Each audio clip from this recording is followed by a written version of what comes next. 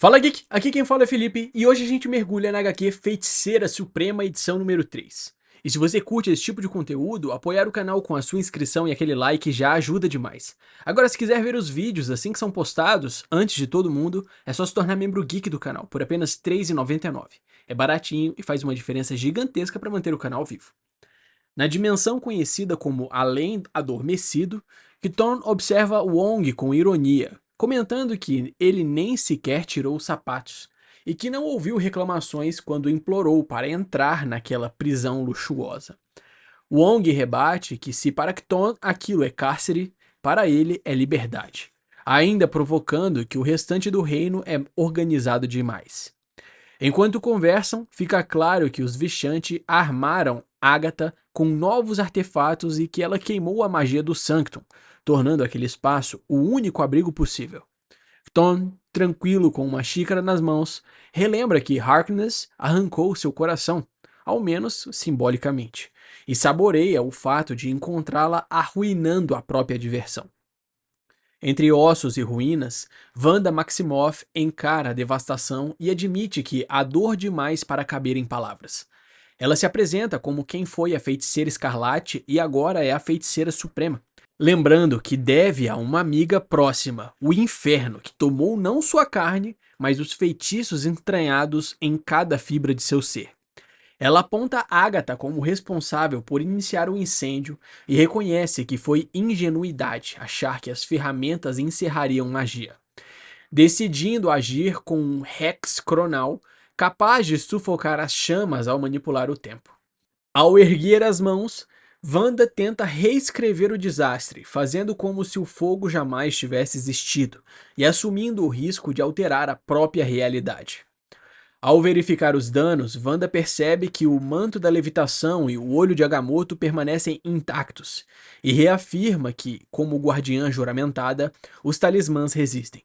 Então reconhece que o verdadeiro Darkhold também sobrevive, um abismo de pesadelos ligado à sua alma, e que, com suas palavras defensivas destruídas, a contenção caiu. A dor explode, seus olhos sangram e ela sente os pesadelos pressionando para sair. Criaturas e formas demoníacas começam a emergir dela em meio a um estrondo prolongado, até que uma voz externa a identifica como impostora.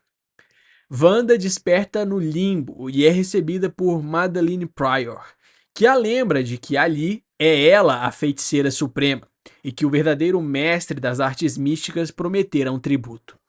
Recorda que já foram aliadas contra um inimigo comum, mas afirma que Limbo é um reino de traição e ambição, e que precisa proteger o seu governo. Com Wanda caída diante dela, Madeline Pryor decide que destruí-la será a prova definitiva de sua força. Subitamente, Madeline Pryor percebe que algo não está certo e exige explicações, lembrando que havia dilacerado Wanda e libertado seus demônios para destruí-la por dentro. Uma voz a chama pelo nome, Madeline, lembrando que Limbo é seu reino, mas que já basta de jogos. Quando acusa Wanda de manipulação, a resposta expõe a inversão. Quem está se escondendo? A tensão cresce até que o olho de Agamotto é invocado como instrumento da verdade, capaz de despedaçar mentiras e ilusões. Madeline sente o golpe quando a energia do olho a atinge e admite que até suas próprias ilusões estão sendo rasgadas. Wanda sustenta o artefato e impõe silêncio ao caos ilusório.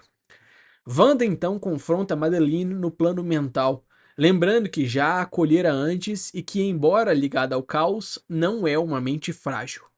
Quando Madeline menciona Jean e acusa ressentimento herdado, Wanda devolve a provocação e afirma que Agatha está a usando. Ao ordenar que se afaste, Madeline menciona que ela não compreende plenamente o limbo e que ela vai a ajudar a entender melhor. Então ataca com uma foice e energia amarelada. O golpe a fere, a corrupção se espalha rapidamente. Madeline Pryor declara que a corrupção destrói os fracos e sustenta o ataque até que o corpo de Wanda parece se romper numa explosão grotesca de luz e fragmentos. Mas a sensação de triunfo dura pouco. Ofegante, Madeline ouve uma voz que a acusa de falar cedo demais e percebe que Wanda ainda está em sua mente. Incredulidade e desprezo dão lugar à revelação de que bruxas também dominam a psique. Quando Madeline tenta reduzir o feitiço à fenomancia, Wanda a corrige e exige redenção, ameaçando feri-la ou tomar aquilo que ela mais valoriza. Wanda aprofunda o golpe ao evocar memórias de Nathan, seu filho, cada instante de maternidade envolvendo Madeline como arma emocional. Deixa implícito que pode privá-la dessas lembranças e força Madeline a encarar o que perderia. Mesmo assim, ela resiste e afirma que Wanda não pode fazer isso. A pressão aumenta quando Madeline Pryor lembra que ambas são mães e que o pacto com Agatha tem um preço, oferecendo ainda a chance de rendição. Lágrimas negras escorrem enquanto Madeline ameaça que Wanda jamais se livrará dela se fizer isso. Com o poder concentrado no olho de Agamotto, a ameaça se torna concreta e, para preservar Nathan, Madeline finalmente cede e admite a derrota. Aceita a rendição. Wanda reconhece a posição de Madeline como feiticeira suprema do Limbo e afirma que respeita sua autoridade, mas declara que nada mudará no mundo exterior. Promete que o que ocorreu ali permanecerá em segredo, preservando a honra da adversária. Sozinha, depois do confronto, Madeline grita para liberar a tensão e tenta recompor a postura, quando seus súditos relatam que o rumor da batalha corre pela corte e perguntam se ela derrotou a feiticeira suprema da Terra. Ela percebe o risco político. Decide então anunciar que Wanda Maximoff fugiu em desgraça e que a feiticeira escarlate caiu por suas mãos. No cruzamento dos planos internos, os Vishanti são informados de que a feiticeira suprema escapou do limbo e avaliam as consequências. Reconhecem que ela está viva e vingativa, e que Agatha poderia tê-la contido se não tivesse provocado sua própria ruína. Debatem se Wanda merece o título ou se é uma ladra descontrolada. Ponderam que familiaridade gera desprezo e que Agatha deveria fazê-la sofrer, não assumir a tarefa. E lembra que ajuda com condições exige pagamento. Ao revisitar a origem da ameaça, os Vishanti recordam que Atlântida chamava a besta de O Outro e que a nomearam de Sangue da Morte, uma das armas da extinção criadas por eles mesmos.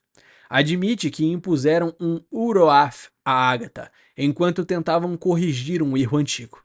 Agora, com Wanda livre e prestes a confrontar Harkness, discutem se fortalecê-la pode enfraquecer as correntes de Moritarga. Concluem que as correntes devem resistir e que, se necessário, Maximoff poderá ser removida do poder. Em Arlington, Wanda reúne Visão, Billy e Tommy e admite que Agatha a traiu. Sempre soube da idade da mentora, mas nunca encarou o que isso significava, e agora suspeita que toda a amizade tenha sido manipulação. Billy questiona quanto dano Agatha já causou, e Tommy sugere que bruxos resolvem disputas sem limites humanos. Visão afirma que já superou sua programação e que Harkness pode fazer o mesmo, mas reconhece que a incerteza custará vidas. Wanda decide enfrentar Agatha sozinha, recusando-se a colocar outros em risco. Os filhos a encorajam. Viv surge lembrando que crenças devem ser testadas e que é família, e Visão admite ter estado ausente demais. No Sanctum Sanctorum, a ideia de que tudo não passa de um prédio é descartada quando Agatha afirma que Wong não tem para onde se esconder.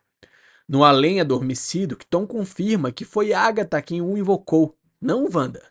Diante de um espelho tomado por energia, Agatha acusa Wong de ter buscado poder na imundície de Tom e estabelece que a influência sombria foi trazida deliberadamente para o embate. Agatha ataca com fúria enquanto Wong proclama que sobreviveu, protegeu o Sanctum e cumpriu seu dever. Mas Harkness responde que agora ele pagará.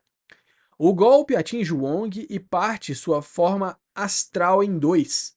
Agatha o acusa de lealdade cega e o exorta a abandonar o título para viver, enquanto ele defende que uma feiticeira suprema deveria defender a magia acima de tudo.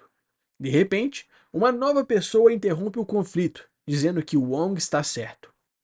Wanda surge envolta em energia escarlate e impõe o próprio termo: sair da casa ou ser expulsa de lá.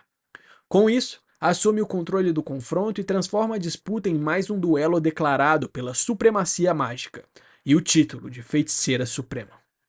Essa foi uma pincelada da história da HQ Feiticeira Suprema, edição número 3. Eu espero que tenha gostado, não esquece de deixar o seu like e se inscrever no canal para acompanhar de perto mais histórias como essa. Valeu!